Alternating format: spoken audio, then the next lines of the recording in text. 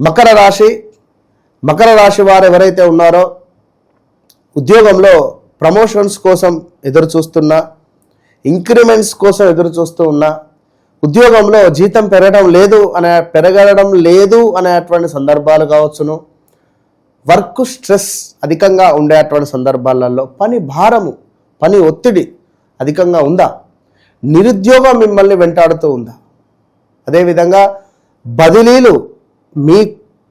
బదిలీలు కావాలని మీ కోరికన, మరి ఇలాంటి సందర్భాలలో ఈ రెమెడీ పాటించండి. అంటే పాపం మీరు ఒక చోట, మీ పిల్లలు మీ భార్య ఒక చోట ఇట్లా పనిచేసేటువంటి వారికి తప్పకుండా మీకు వారు ఉండేటువంటి చోటుకు మీరు వెళ్ళాలి అని అనుకున్నా, కొంత పని భారం తక్కువ కావాలి అని అనుకున్నా కూడా ఖచ్చితంగా ఎవరైతే మకర రాశి వారు ఉన్నారో గురువారము శనగలను చక్కగా ఉడకబెట్టి దేవాలయం మంచిగా శనగలతో అంటే ప్రసాదమును దేవాలయంలో ఏదైనా దత్తాత్రేయ స్వామి కానీ, సాయిబాబా దేవాలయం కానీ, గణపతి గుడిళ్ళల్లో కానీ మీరు నివేదన చేసి నలుగురికి పంచిపెట్టే ప్రయత్నం చేయండి.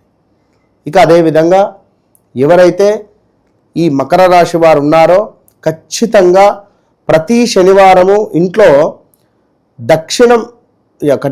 మీ ఇంట్లో పశ్చిమం వైపుగా దీపారాధన అనేటువంటిది మీకు ఉద్యోగ ప్రాప్తినిస్తుంది, అఖండ ఐశ్వర్యాన్ని తెచ్చిపెడుతుంది.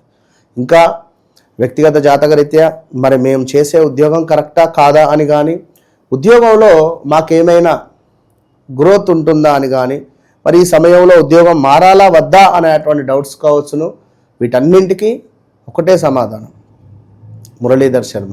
ఎందుకు అంటే మీ జీవితాన్ని తప్పకుండా నడవబోతుంది, రేపు జరగబోయేది కళ్ళకు కట్టినటువంటి విధంగా చెప్పే బాధ్యత నాది.